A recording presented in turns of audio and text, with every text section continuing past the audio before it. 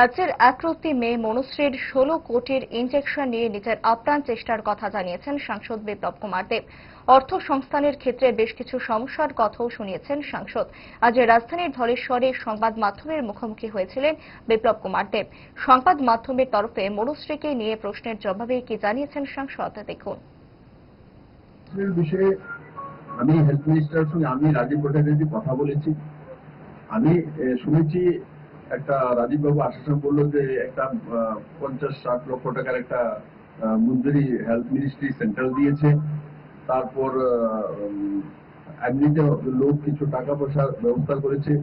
Tata trust থেকেও একটা, যেটা আমি পাঠিয়েছিলাম টাটা ট্রাস্টে, ওখান থেকেও 20-25 লাখ টাকার একটা স্যাংশন হয়েছে, ফলো আপ করেছিলাম আমি। তারপর লিখেছি, কিন্তু তারপর আপনাদেরকে বলো 16 কোটি টাকা প্র্যাকটিক্যালি কখনো এক ব্যক্তি থেকে পাওয়া যায় না। এক ব্যক্তি দিতে চাইলেও যে 16 কোটি টাকা হোয়াইট মানি দিতে গেলে কমসে কম তার কাছে মিনিমাম 100-200 কোটি টাকার টার্নওভার হতে হয়, না হলে 16 কোটি টাকা দিতে পারবে না হোয়াইট মানি জানি। তো ঈশ্বরের কাছে প্রার্থনা করি যেভাবে আমরা চেষ্টা করছি সেটা হয়ে গেলে তো মঙ্গল। আমি আপনাদের মতোই ওনাদের শুভাকাঙ্ক্ষী, আমরা যতটুকু করার চেষ্টা করছি।